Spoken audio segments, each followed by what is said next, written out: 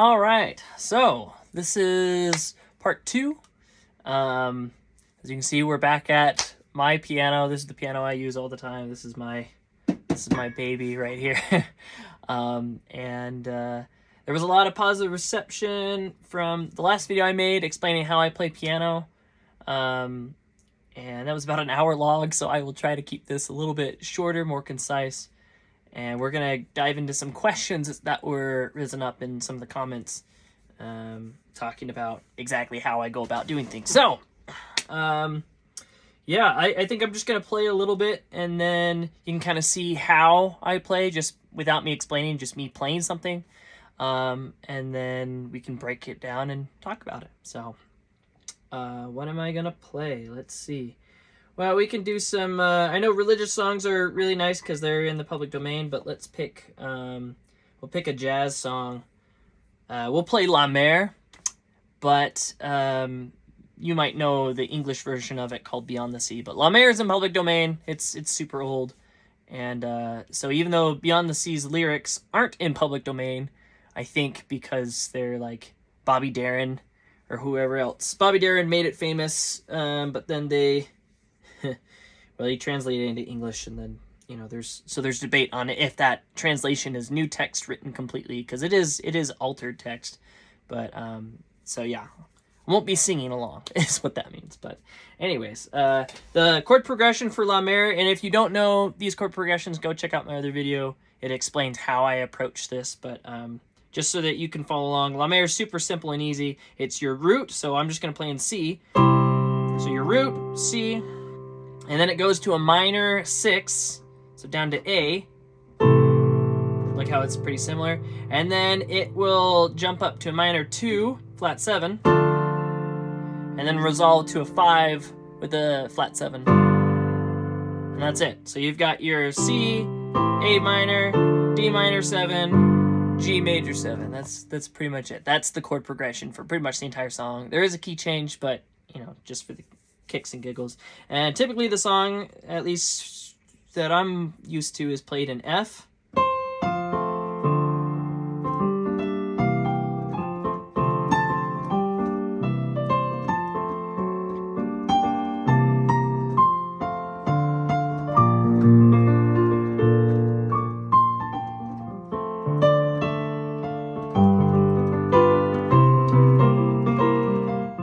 Anyways, but I'll just play it in C just to be able to follow along easier and whatnot.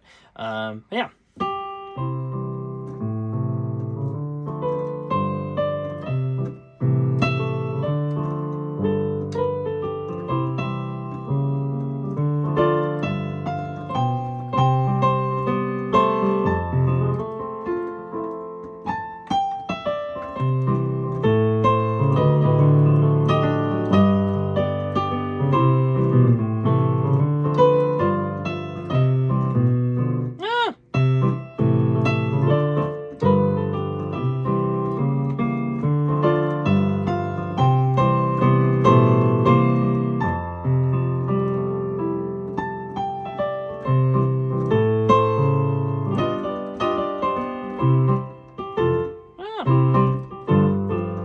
I forget how he does it. Anyways, that's La Mer. I don't really play it a whole lot. It's an okay song. I mean, it's really simple and basic, so it's kind of boring to me. But and the chords are super. I mean, that's also the heart and soul thing. You know that song? It's in Superman. Whatever that song is. I think that's Heart and Soul. Yeah, super similar. There's a lot of songs that actually will do that chord progression. So yeah, but we'll break it down. Now, there were some questions brought up. I have the condensed version of them up here, and we're just going to walk them through step by step. I might switch songs just because, well, that song's okay. So we might pick another one. But just a lot of people know that song. That's on Finding Nemo. It's in BioShock. It's in, you know, all these different versions of it. So it's pretty popular. But so question number 1 is, how do I formulate a chord? And later on, there is some clarifying question about what to do with my left hand. So I will kind of talk around that there's a lot. This is super dense music theory, so I will try and keep it short and concise. If you want to read my full explanations, I'll probably go back and just pin them in the comments of my other video. It's just titled How I Play Piano. And you can read, because I wrote entire paragraphs of things. So yeah, but we'll break it down right here. So how do I formulate a chord? So how I play, and I know this isn't perfect jazz theory. This isn't exactly what you'll learn in jazz school if you go to colleges and whatnot. But it's how I play, and I like it. People like it. It lets me play not only how I play, but it lets me play in different styles. You know, you could do your...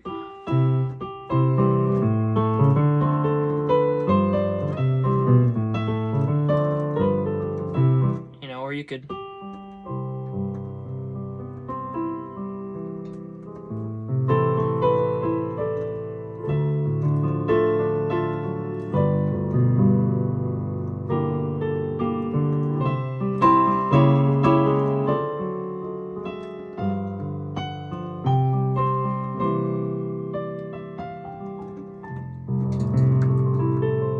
You know, like I just, there's a lot of freedom. I play and I express myself. So how do I formulate a chord? Well, my right hand's usually playing the melody.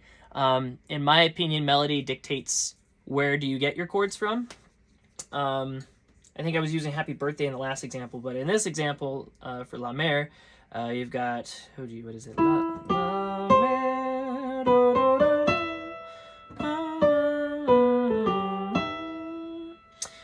And really, when we're taking a song, we're trying to break it down, we're really trying to learn the pattern of the chords. And that's just going to dictate how you make your chords, right? You need to learn your pattern first before you even try. A lot of songs start on their root. So if we're in the key of C, this is your root, and sure enough, hey, it actually is starting on the root. So what I'll do is I'll hear a song, if I'm trying to learn how to play it. Or you know, if there's a song that you like, you can probably look up tabs, or just figure out what song or what key that song's in. But yeah, I'll be able to, if I can sit down with the melody or whatever in my head, whether I'm writing it or it's a melody already existing, I need to learn how to play it first. So I've already noticed La Mer. Hey, we're going from, that's a big jump. This is a fourth interval right here. You know, that's your guitar. That's the distance between two guitar strings right there. This is indicative of, hey, maybe this is the starting note, or the not the starting note, the pickup note. So that's a high likely that this is a 5 right here, because the melody is just starting on this. And the fact that we're not really switching to any black keys for our melody, that's indicative of, hey, we're not using these black keys, so therefore we must be in a key that's not using these black keys, because our melody isn't using them. So whatever chord we make, we're not going to probably be doing F sharp major as our chord, because like those are a bunch of black keys. We're not using black keys, so that rules out those chords. Another thing to note too, this melody, you know, we're starting here, adding emphasis on here, we're moving, and then we kind of stop on this one too. So I could look at this and think, hey, there's these notes are kind of getting a lot of emphasis. What chords work with these? Now that there's a few chords that could work with those. I mean, already we're working in the key of G major, right? Like that's the G major scale. So that's looking pretty promising, because you know, most of those are white keys, maybe one black, but perhaps we just haven't used that yet. So that's a suspect. I like to try and say, well, if I'm working in C, then we'll try and play that in C. So if I know, well, it goes La Mer, la, and I don't know the French lyrics, but da da da da da da da da da. If I'm playing in a different key, you know, I'll play the chord, and when I say the chord, I mean like, well, what key am I trying to learn this song in? So if we're doing F, then I'll play F, and and I'll say, well, if the song starts on, you know, the root, whatever that melody is, because sometimes the melody doesn't always start on the root, but I could say, well, la mer. No, that doesn't really work. La mer. No, not quite. Well, what's the fifth of this? La mer. Hey, that fits. La mer. So I'm just taking the melody and then I'm trying to figure out where's a really good starting point, because that's going to anchor pretty much everything else that we work on. So la, I'm a low singer. La mer. Oh, hey, so this must be my 1, and then from there we can go la mer. Da, da. Okay, well now let me practice. La mer. Da, da, da, da, da, da, da, da. Okay, so that helps me point out where we're building our song. Going back to C, just for the sake of simplicity. I know, hey, la mer. Hey, that's our starting note. Okay, now we're playing in the key of C, so this will be 1, because it's 1. La mer. La la la la. Hey, that's still technically in the key of, you know, that's still that chord. La mer, la la la. And this is probably where the next chord will deviate a little bit. La mer. It seems, especially because this is a D and it's nearing the end of our phrase, it's probably going to be closer to a 5. So, and D fits into the 5, which in this case is G. So I could probably fit that in. So la mer, da, da, da, da, da. Hey, that kind of fits. I don't know if that's 100% appropriate, but that fits. La mer.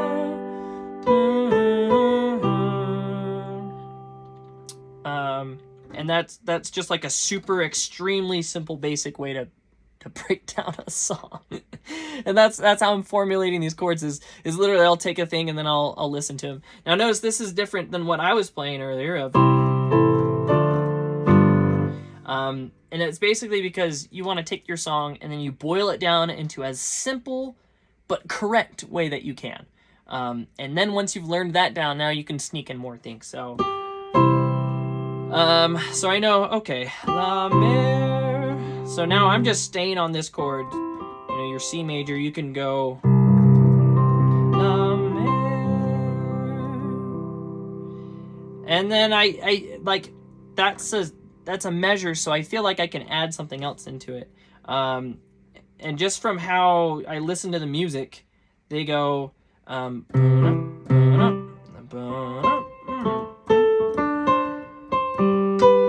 that's like the background of the bass. So listening to the song, that's kind of what I hear as well. So I know, oh hey.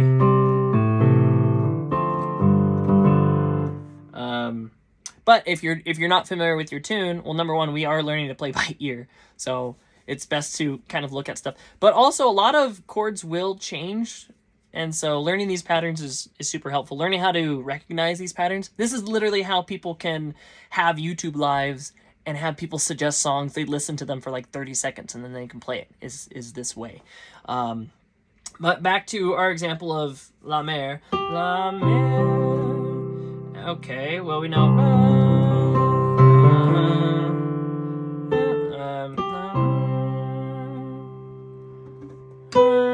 Oh, I could probably do that. La mer.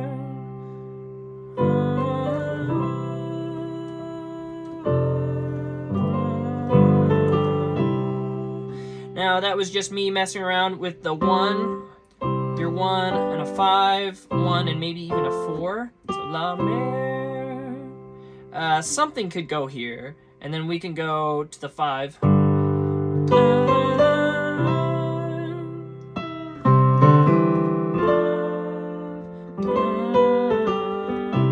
Okay, so we know, hey, there's a 1, a 4, and a 5 somewhere in there. Now, we could, well, we are using a D minor, which will lead into a 5, so we could say well, what's a chord that really works really well with this, and that would be our A, because a lot of times you can go A to up, so A minor to A major, and that bleeds into D minor.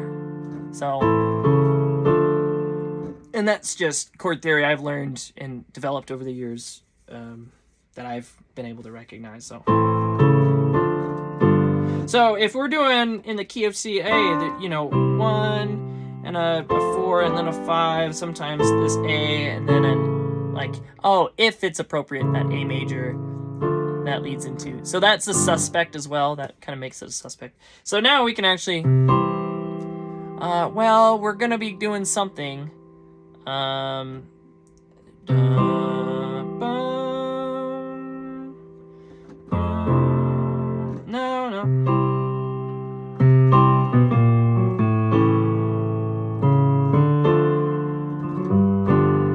And that's just that chord progression. So that's an actual numerical pattern, but based on that, that's how I form it. Now my right hand is trying to stick to the melody, because human bodies are made to discern higher frequency sounds anyways, just more clearly. And so I try to not play really anything super crazy in the melody down here. It's the melody in my right hand. And this is consistent with other jazz pianists. My favorite jazz pianist is Fats Waller, who does like two-step, you know, or, you know, like that kind of music. And he plays the melody in the right hand, but then also like accenting chords. So he'll like,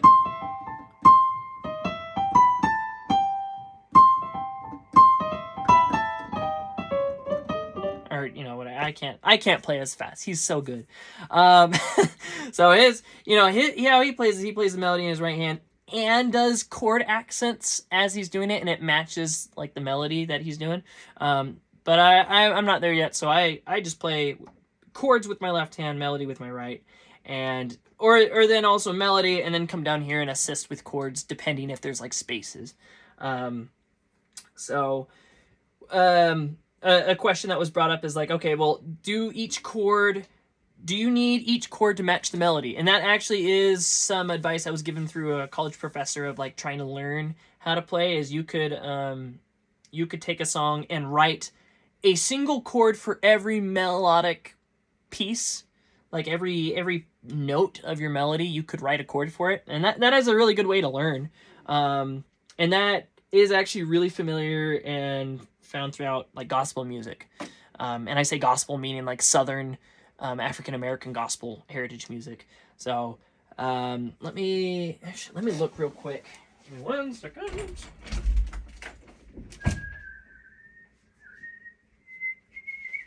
Now I've got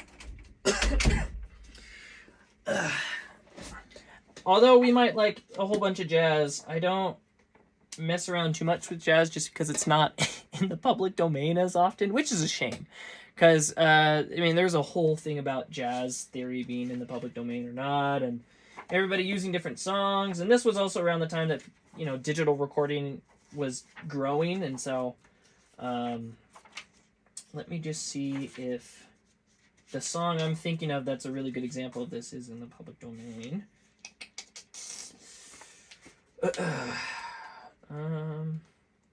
So yeah, a lot of the stuff I've like gotten familiar with is just religious whatnot. Okay, so I'm looking at the hymn "In Humility Our Savior," and this is important to note, is the text is not in the public domain, but the actual tune and melody is. So yeah, there's that. But how that song goes is, oh geez, how is it? I think it's played in this key. Yeah. So how the original song goes is, and I can't sing it, but la la la la la la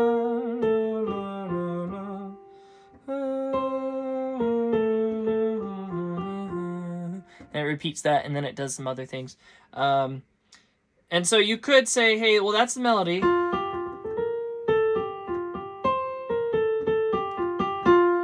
Okay, well, we can play that in our right hand. So now the left hand, how do we Well,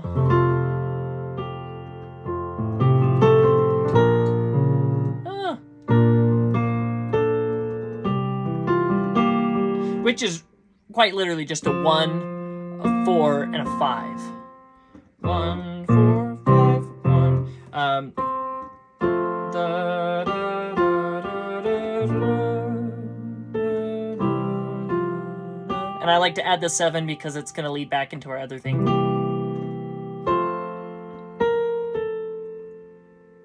And if I wanted to, I could do a 4 and then a 5, or I could just do the 5. Or, you know, the...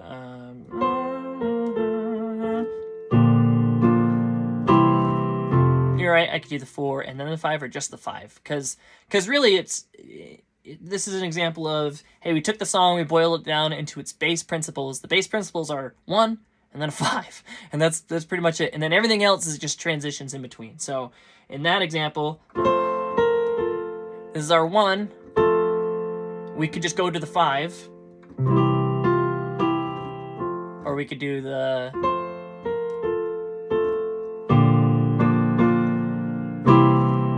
and do the 4 and then the 5. So that's just an example. But with that, you could also back to, well, hey, what if I assign a chord to every piece of melody, and you'll feel it. It feels very gospel.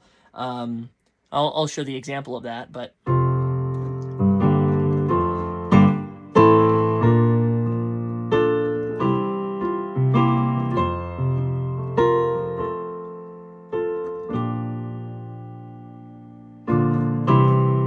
Or, you know, at least that first bit of the, you know, and that's a really common like walk up. So in that example, you are doing, you could go in, oh, I can't sing it, but.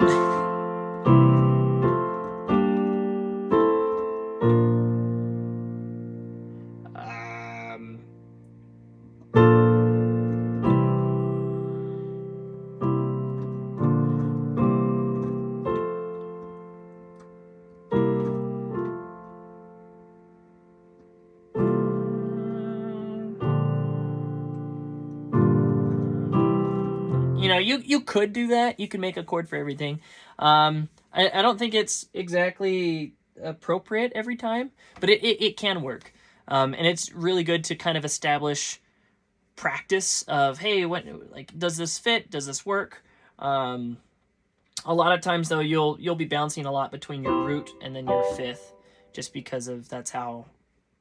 I mean, root establishes it, and then your fifth almost like is tension that pulls you back to your root.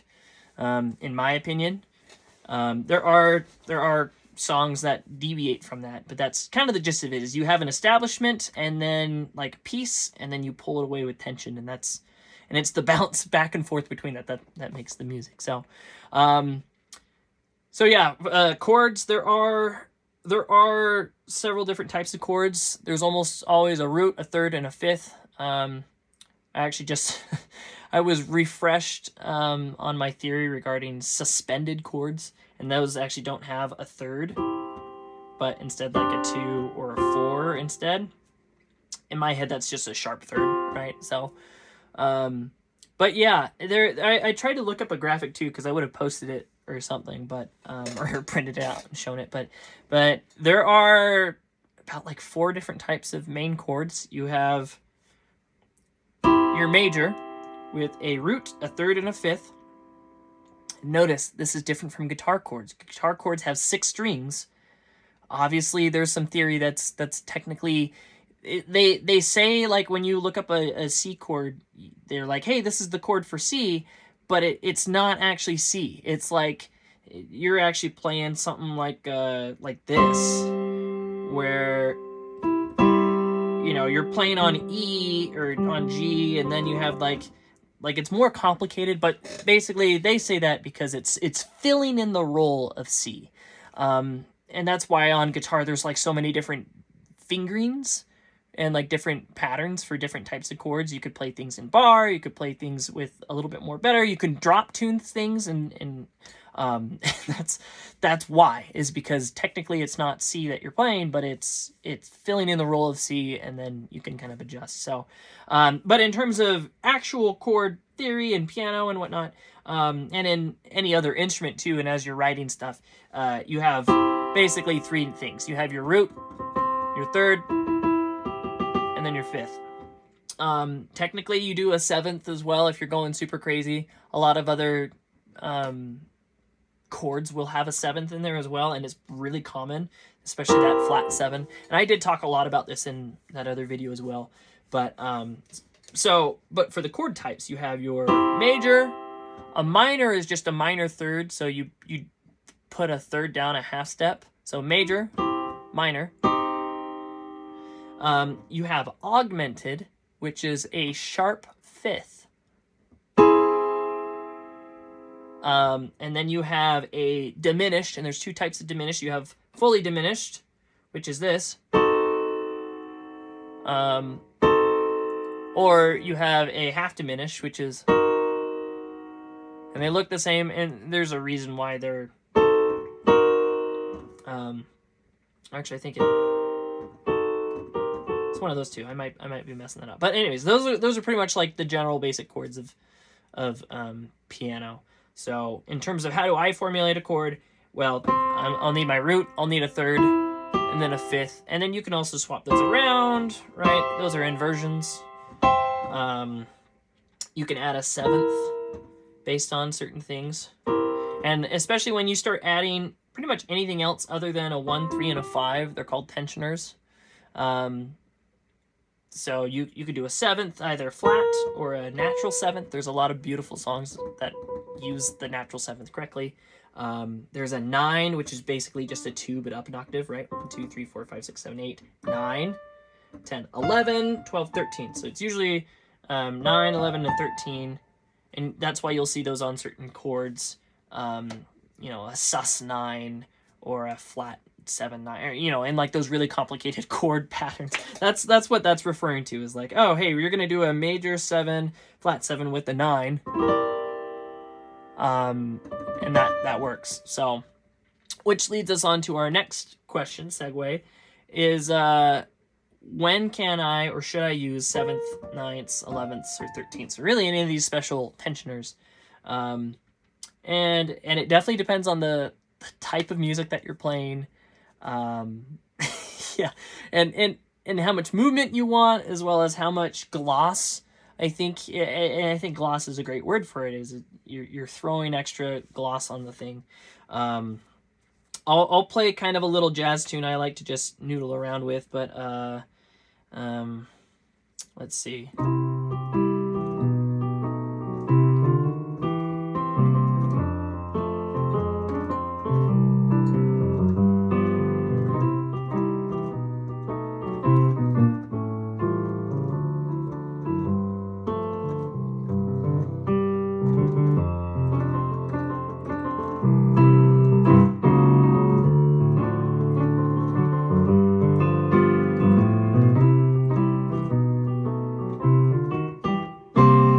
So, and that could keep going, but that little tune, just from how that chord progression's going, you've got your major, your root, it actually goes down a half step, and then goes back up, and then goes into the 7,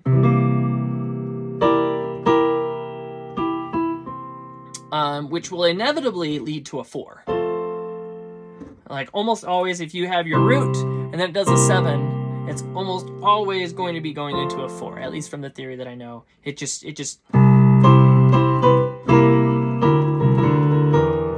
right, like it just bleeds into it. There's a couple reasons for that, and I've found in this example, if you're doing something like that and you know it's going to lead to a 4, you can almost always throw on a 9. So, for instance, oh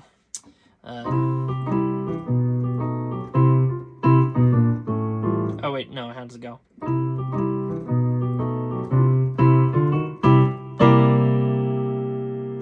And as long as you don't pull too much focus away from your melody, which is down here. So if you can make that, that fits. And you'll find stuff like that in a lot of how to phrase it, like Japanese music as well.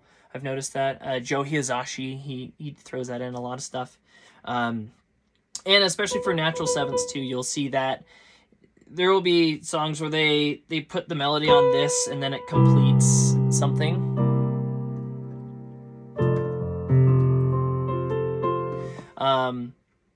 So yeah, it really just kind of depends. What I would recommend is learning how to play the song in the standard format in the least complicated way that you can, that still coherently makes your song, and then you can look at adding extra stuff.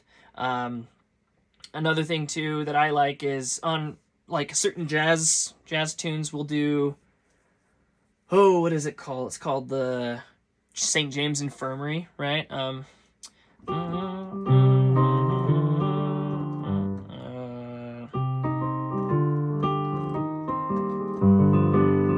It's a minor chord, but this is an example where, hey, this is a minor. I'm gonna actually, instead of doing major 7, I'm gonna play an augmented 7 or an augmented 5th, and that sounds good. So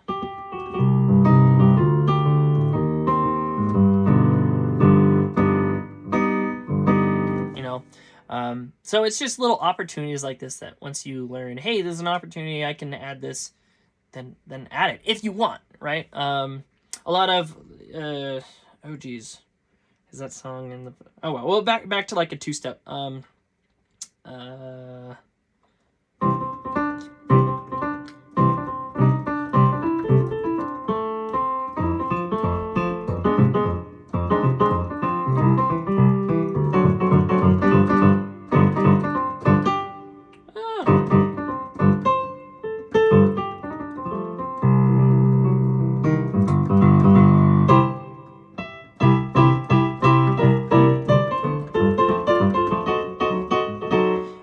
That.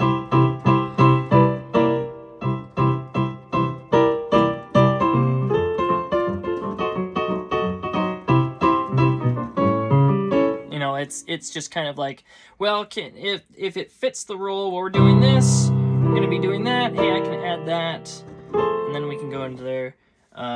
There's a song by another Japanese artist, Satoshi Takebi, and he has a song where it kind of resolves to, it's like the end of a melodic phrase. I probably can't play all of it, but it goes, so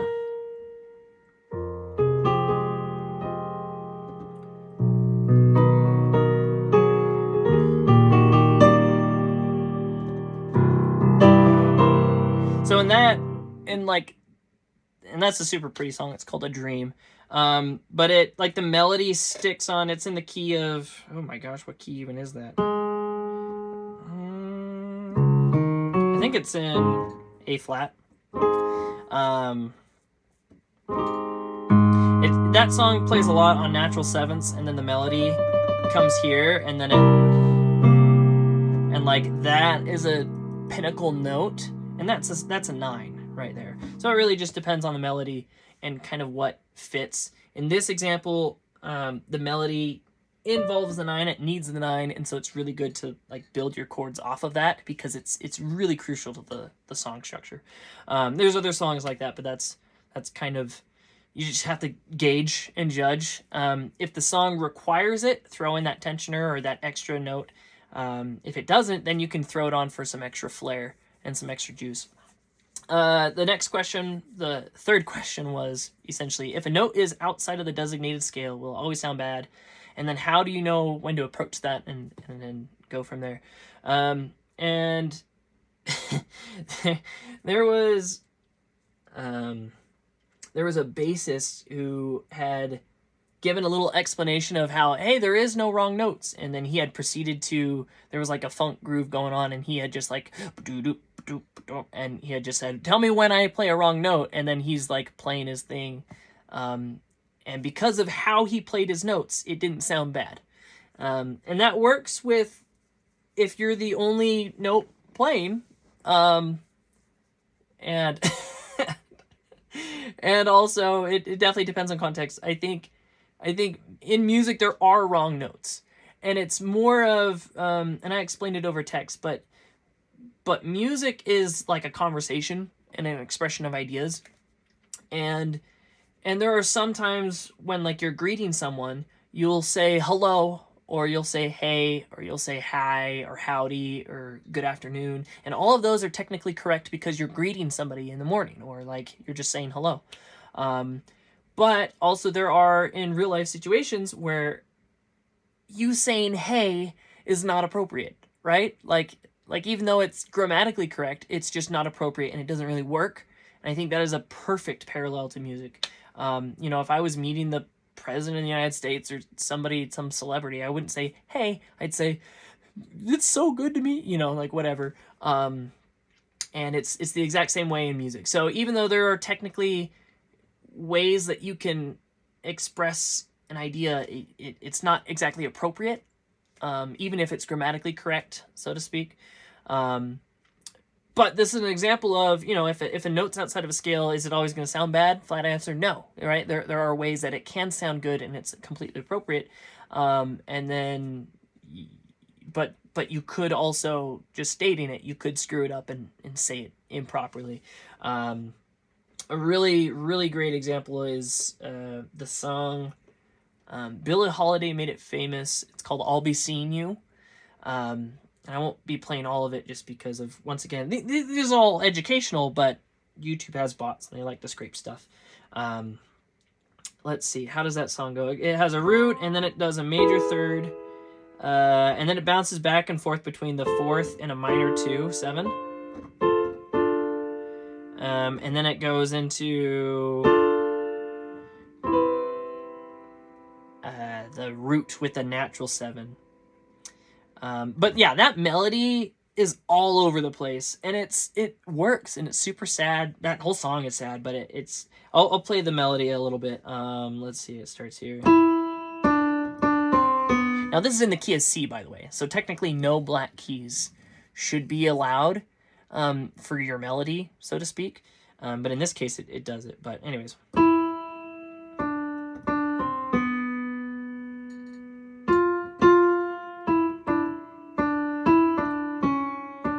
Right? That was a black key. That was out of tune.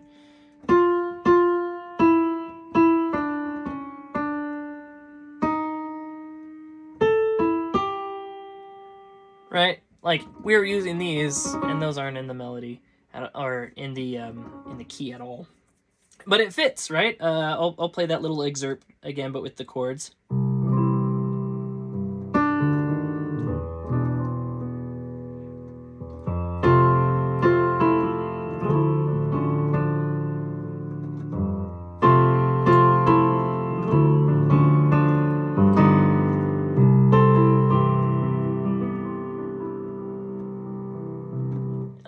And it works.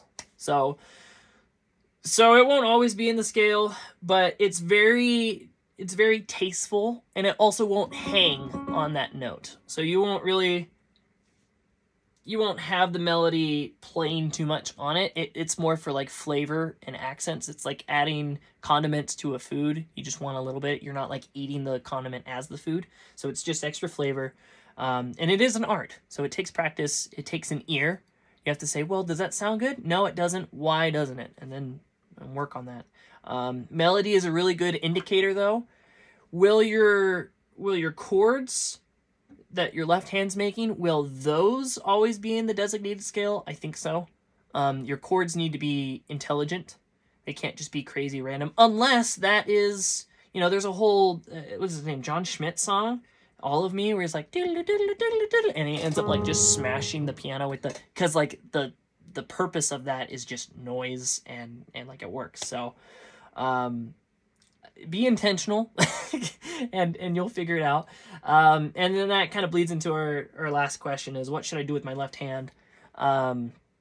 Which is a great question. What should I do with my left hand? Now me, well, yeah, this will vary greatly on what style you're playing. like excessively. I've been trying to learn a type of jazz style for a bit. I actually have, I've started developing carpal tunnel in my hand, so I have to be careful with how I play and what I play. And in fact, like depending on how I play, it'll still hurt and whatnot. So I play what I want and maybe not 100% proper. Left hand wise, if you're doing like two-step street band jazz, like New Orleans jazz, which is in my opinion the best jazz, they do two-step. So your left hand will play the root, and then your right hand will play not the root but the like accents to things. So the third, fifth, seventh, and then even like the root up here. So for instance,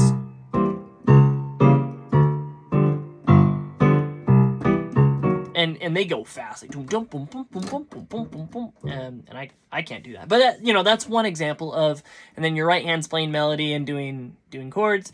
And if you're playing nice, soft, sweet music, obviously you don't want to be playing weird accents and things. I found the safest way to approach with left hand is to have your melody, and then you're playing roots. And that's pretty much it. Root in an octave. So if we're in C, we're playing this. Now, I also like to add in the fifth. If I'm comfortable with the chord, then I'll even add the third.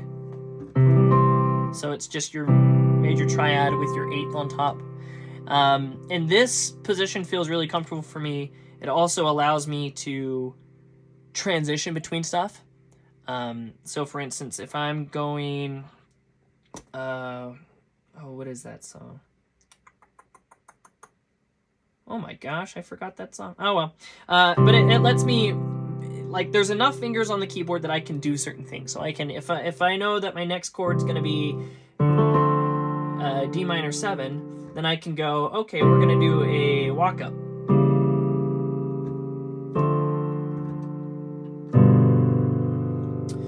Notice the bottom note in my hand is almost always the root.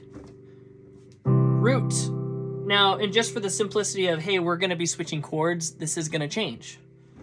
And this is technically a diminished chord, I think. But we're doing like the walk up, and then once again the root of the next chord that I'm wanting. And then we're going to resolve into a, hey, it's still the root. So I play heavily on the root. There are jazz styles that say do not do this ever because your bassist is going to be playing root and you don't want to be conflicting with them, but I play on the root. I don't play with the bassists. So yeah, my left hand will do that. Depending on the style, I like to move up in arpeggios for things. So if I'm doing a lot of softer, smoother music, heck, we can go back to the happy birthday example that was highlighted in the other video.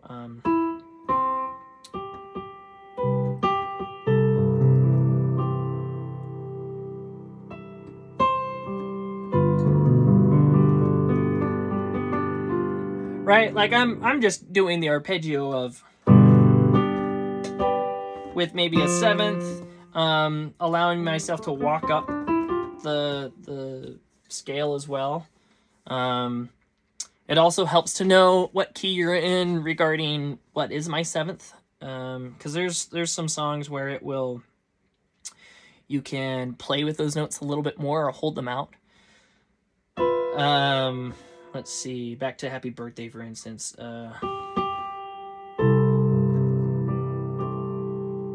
So see, I can kind of like, I try to not play anything super down low because it gets really muddled really fast and really hazy.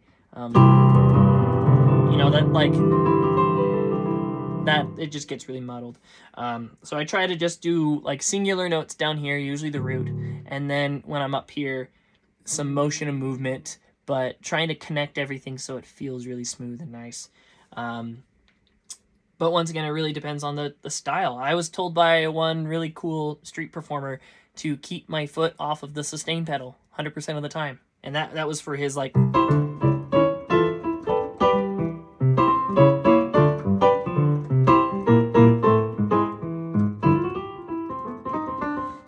know, like, don't touch the sustain pedal. I love the sustain pedal.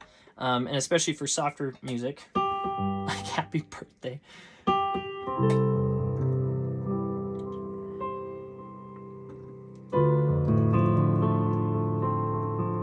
And notice I'm just coming up and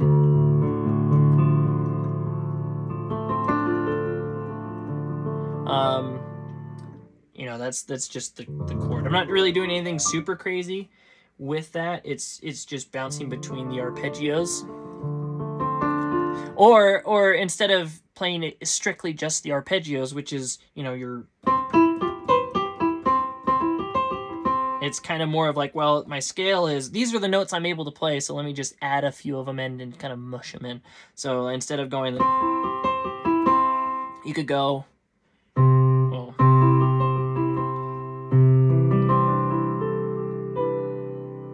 you know, like that. That works. And I didn't even think about that. I'm actually even looking up at the camera to see if you can even see what I'm doing. But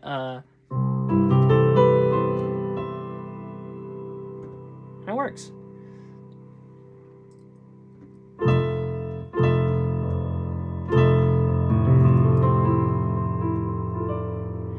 Now see, I'm playing on the natural 7th because I know, hey, that's a good note to kind of.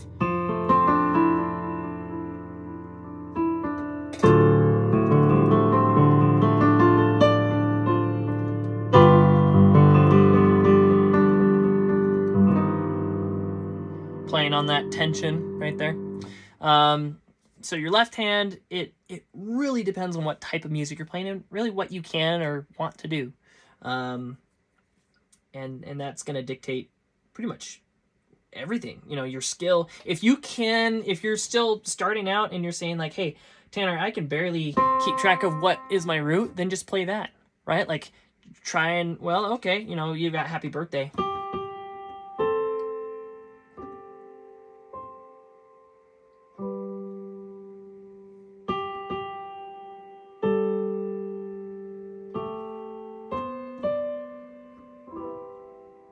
Right? Like, you don't need to go crazy with it. Just do what you can, right?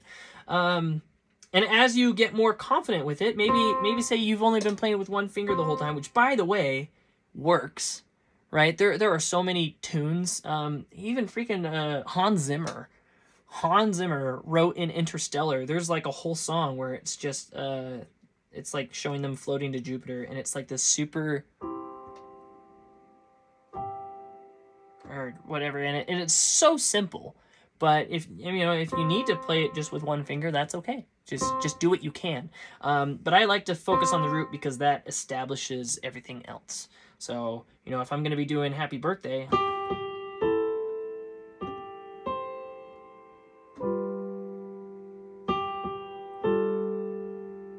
and I could do a walk up right here, or I could just keep going because I know it's going to be coming back to this. So.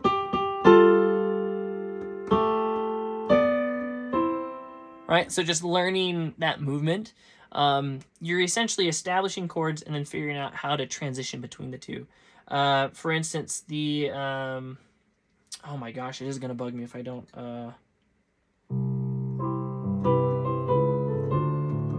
Dream a Little Dream of Me. That's the song. That's right. Okay, that was what I was thinking of. Yeah, so that one, you have your root, and then it goes to this, your minor 2, and then. A minor 3, and then it goes into a major 5. Minor 2, and then I guess a diminished minor 2, and then it does back to the root, and then a 5, and then back. So like.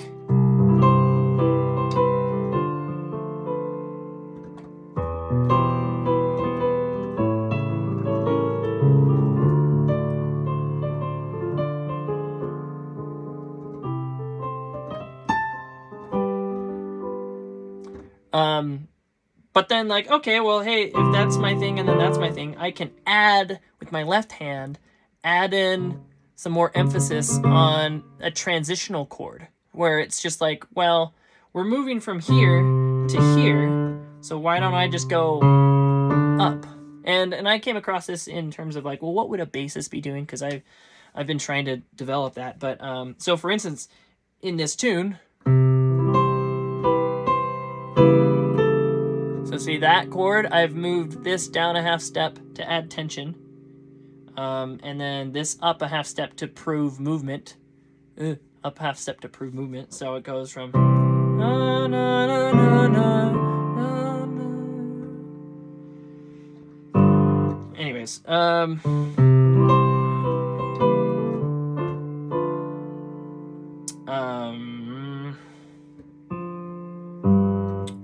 how does it go?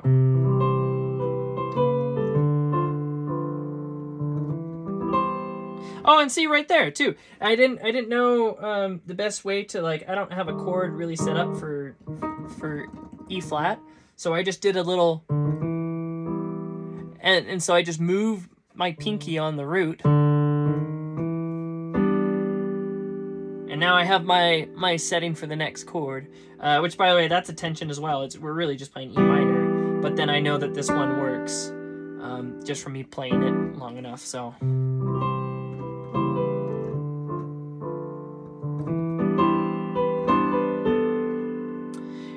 And now I'm positioning and getting ready for the next chord. I'm moving, and I know it's gonna be A major, just because of, hey, it's a 6 major, so A major. And now I'm just going up those are super easy notes because it's just the scale, but then moving between them. Now I know that my next chord's going to be this one, the 2 minor 7. Right? So, and so when I'm doing that A,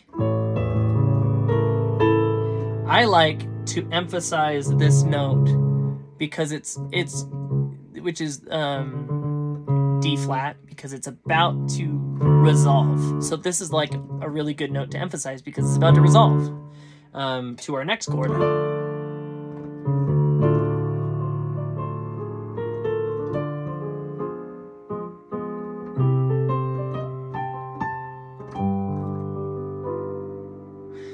More tension right there. You've got your sharp 4th. That's a really good one. So yeah, it really depends on what you're trying to do. I establish the chords, you transition between them, and then you figure out ways to complicate it. Now, you can overcomplicate things, so it's actually best that you're learning and starting out now, because you're starting from really simple basics, and now you're moving off into more complex things, and that is where the beauty's at. If you overcomplicate it, it's trash and garbage. But that is like the sweet spot. Going back to, that song, Dream a Little Dream of Me, a lot of people love it. A lot of people know it. It's not in the public domain, so I'm not going to sing it. And I have to be careful with what I play. But this is educational, so it's legal, but under fair use. But yeah, if like you couldn't even complicate those chords, then just play it super simple,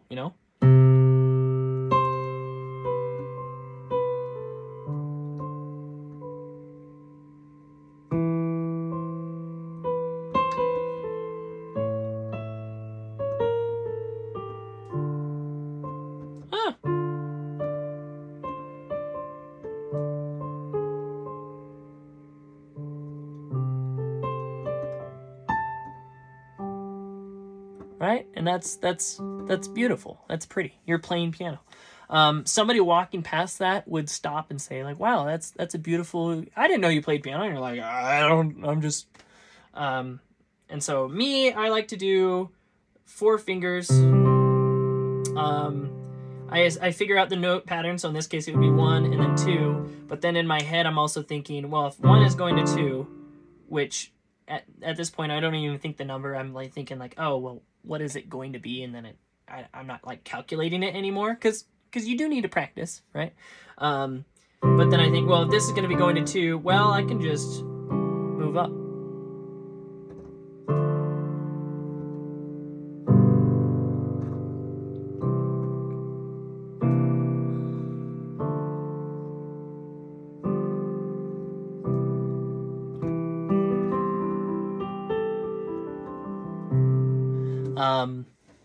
and then you kind of give it some practice and some go, and you'll get it. I mean, I've been playing for like 8-9 years now. And all of this has been within like the last 2 years of me just trying to work on it. On this piano, thankfully, I don't need to learn exactly too much. I mean, I can click a button and have it play a different key. But it is helpful to learn and apply this theory to other things, because once you learn a numerical pattern, you can play it in a different key. You know, the whole Beyond the or La Mer, or even Dream a Little Dream of Me, right? You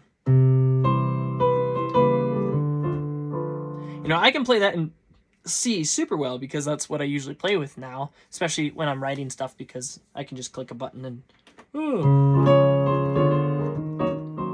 right. But with that concept though, I can play it in a key I'm not super familiar in and work on it, like playing in that same one. I don't play in C sharp, but I can go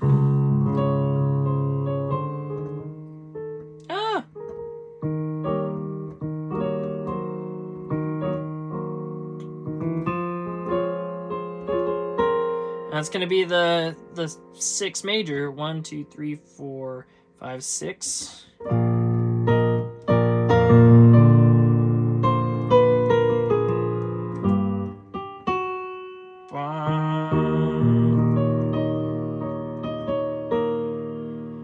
And then this is the diminished one.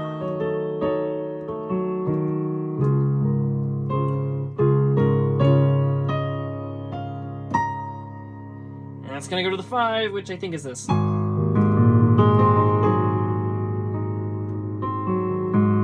So, I mean, it's super helpful to know once you figure out this kind of expression. You find a key that you're really familiar with, and then just go to town. I have been working on trying to expand my repertoire of keys, but there hasn't really been a whole lot of need for it. So. But yeah, that's kind of a really in-depth. I'm looking at the timer and I realize it's been another hour.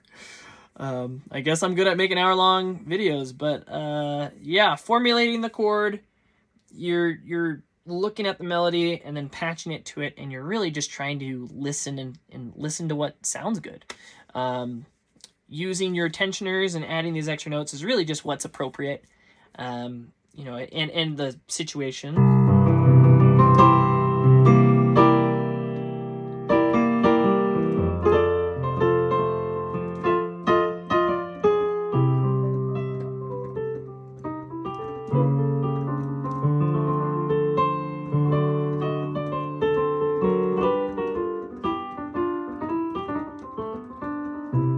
You know, it's just when it's appropriate. If in terms of wrong notes and if it's out of the scale, a lot of times if you do it intentionally, intention and not freaking out will get you so many places. You know, especially if you're playing something a little more jazzy, it's really easy to like, oh, that's what the chord's supposed to sound like. And because of my confidence and how I approach it, and also just not freaking out, that's what it's going to sound like. And really the only time that somebody's going to be able to pick out stuff is if the melody is off and if you screw up the melody. So learning how to play the melody, getting really familiar with your stuff, and learn what sounds good. Listen to the music that you want to play, right? If you're wanting to play hip hop and pop, then listen to that and learn how to play that, and learn how to translate that to the piano. With your left hand, I try and stick to just the octaves and kind of the major notes. If I'm doing something more slow and there's more room and space, I can let it breathe by adding in a few more extra things.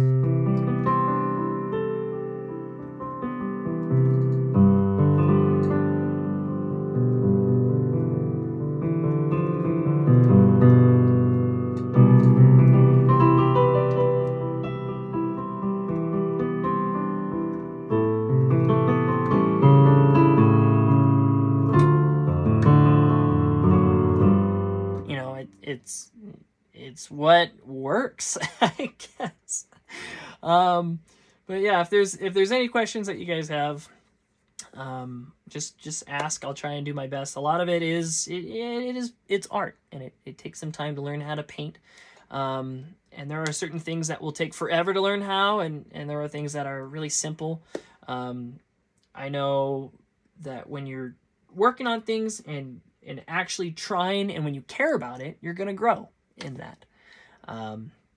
So yeah, good luck. I'll probably be making other videos. I'm thinking about looking at more song analysis and then breaking it down, but I do need to be careful because yeah, companies are out there to try and get the money, and they say, hey, you're talking about my song, I want you to pay me. And it's like, well, no. it's analysis and teaching. So but yeah, hope this helped, and yeah, I'll see y'all in the comments and in the future. So yeah.